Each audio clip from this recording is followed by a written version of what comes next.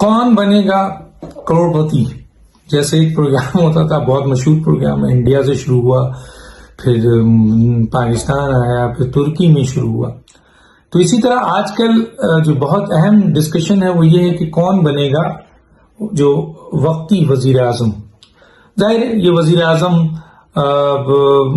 بہت زیادہ ٹینیور کے لیے نہیں ہوگا. یہ وزیر اعظم اگر ہوا تو 1 سال کے لیے ہو سکتا ہے، اس کے بعد جنرل الیکشنز کی طرف آدمی کو جانے ہی جانا ہے. تو کون بنے گا وزیر اعظم؟ آپ دیکھ رہے ہوں گے اس پہ بڑی بحث چل رہی ہے، اور اس سلسلے میں کہا یہ جا رہا ہے کہ پاکستان پیپلز پارٹی بالکل تیار کھڑی ہے اس حکومت کو لینے کے لیے. اور اب بلاول کے بجائے سننے میں آیا آصف علی زرداری صاحب کا نام سامنے آ گیا ہے، وہ لینے کو تیار ہے. دوسری طرف آپ نے دیکھا کہ شاہد خاقان عباسی نے بھی ایک اسٹیٹمنٹ دیا ہے کہ جناب ہمارا وزیر اعظم جو ہے وہ شہباز شریف ہوگا. اور کچھ لوگوں نے شاہد خاقان عباسی کا نام بھی لے لیا ہے، کچھ لوگوں نے ایاز صادق صاحب کا نام لے لیا ہے. بہت پہلے میں نے 2020 میں ایک ٹویٹ بھی کی تھی، میں نے اور بتایا تھا کہ ایاز صادق صاحب موزوں ترین اس وقت پی ایم ایل این کے کینڈیڈیٹ ہیں جس کو اسٹیبلشمنٹ وزیر اعظم بنانے کے لیے تیار ہے. یہ میں نے کہا تھا کہ ہو سکتا ہے. یہاں پر تو 1 سیکنڈ میں بات چینج ہو جاتی ہے، 1 سیکنڈ میں فیصلے چینج ہو جاتے ہیں. یہاں معافی دی جاتی ہے، واپس لی جاتی ہے، آرڈیننس دیا جاتا ہے، واپس ہے، قانون یہ واپس اپوائنٹ کیا جاتا ہے، واپس لے لیا جاتا ہے، فیصلے کیے جاتے ہیں، واپس لے لیے جاتے ہیں، لانگ مارچ کا ڈیسیجن ہوتا ہے.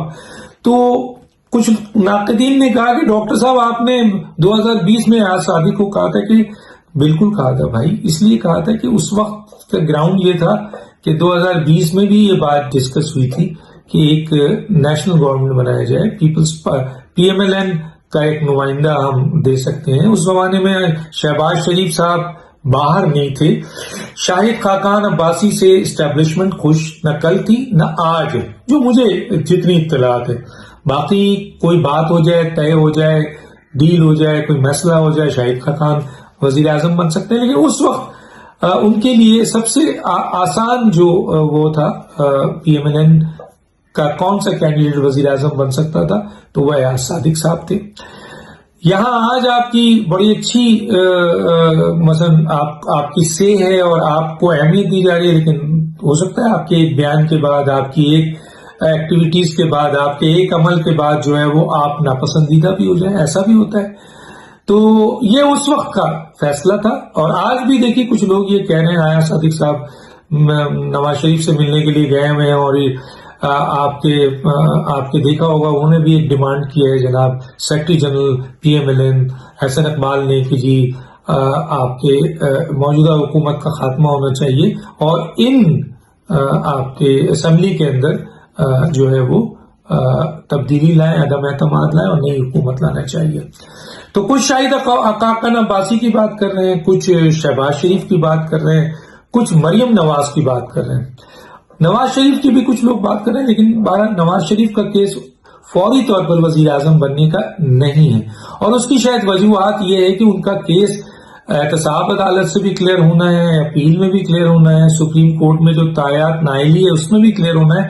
تو ان کو کم از کم کچھ نہ کچھ وقت چاہیے. اور تایات نائلی کے حوالے سے جو ہے وہ ایک طرف بار کونسل یا بار ایسوسیشن سپریم کورٹ میں ایک پٹیشن لا چکی ہے، یہ لا رہی ہے کہ جی تایات نائلی نہیں ہونی چاہیے، تو 2 سال 3 سال ڈیوریشن ہو جو بھی اس کا ہے. لیکن میں نے دوسری طرف بتایا تھا کہ چیف ایگزیکٹو آرڈر سے تایات نائلی ختم ہو سکتی ہے، تو اس کے لیے ٹائم چاہیے. تو نواز شریف فوری سامنے آنے نہیں ہے. جو لوگ نواز شریف کو اگلا وزیر اعظم فوراً دیکھنا چاہتے ہیں، میری اپنی دانش میں ہے، جتنی میں نے اس پر ریسرچ کی ہے، لوگوں سے بات کی ہے، اہم ترین لوگوں سے بھی بات کی ہے، نواز شریف ابھی نہیں ہے. ہاں مریم نواز ہو سکتی ہے کیونکہ ان کا کیس 21 کو ہے، اور میں یہ بتا چکا ہوں کہ ان کا کیس بالکل کمزور پلر پہ کھڑا ہوا ہے. اور سامنے جو ہے نا حکومت کے عرفان قادر صاحب ہیں جو کہ پروسیکیوٹر جنرل آف پاکستان جو ہے وہ آپ کے رہ چکے ہیں اور اٹارنی جنرل بھی ہے. تو ان کا جو انہوں نے کاؤنٹر کیا ہے اس پہ تو نیب بھاگ گئی ہے بہت بری طرح. تو اب 21 تاریخ کو مریم نواز صاحبہ کا کیس ہے، اور اس میں اگر وہ چیز پروڈیوس نہیں کرتے ہیں، ان کو ڈاکومنٹ نہیں دیتے ہیں، تو ہو سکتا ہے کہ کورٹ اسی وقت فیصلہ دے دے کہ مریم نواز صاحبہ بری ہے. لیکن کیا